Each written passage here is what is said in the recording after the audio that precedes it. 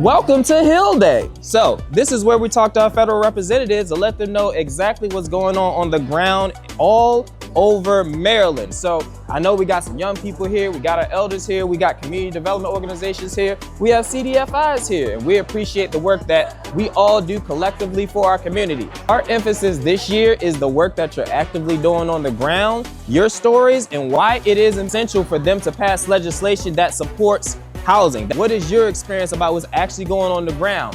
What services are being offered? Which ones are effective? Which ones aren't? What organizations are being funded? Which ones aren't? What communities do you represent collectively?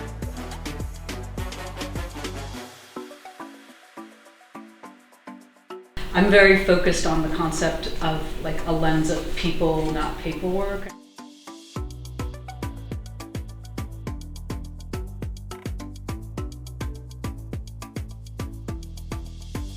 Supporting funding for HUD and focus on opportunities for all different income levels for housing opportunities in all different areas. We don't have enough housing for everyone and for low income, middle income, affordable housing.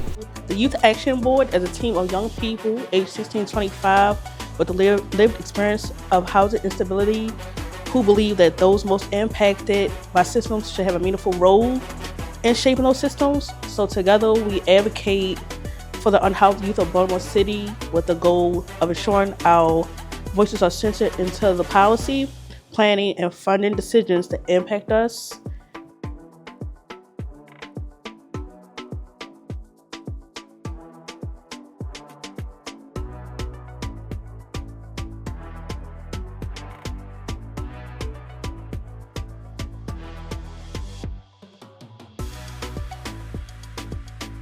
With me specifically focusing predominantly being a steward of the returning citizen community, right, doing work in Prince George's County Jail, we take the approach of community safety being like a public health issue, right, and how housing, right, really is a huge factor in like public health.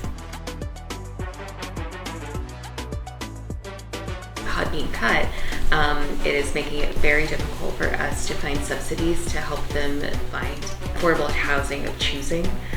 We want our constituents to be able to live independently if they so choose, in communities that are transportation accessible, in communities that are integrated. And so we are hoping that we would be more funding with HUD.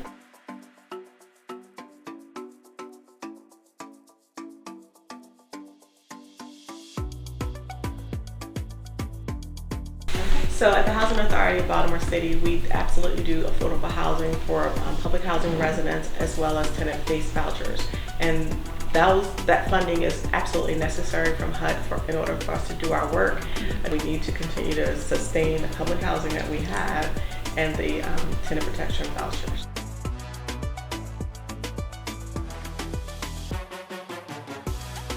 A lot of time youth don't have access to certain resources, especially if they're under the age of 18.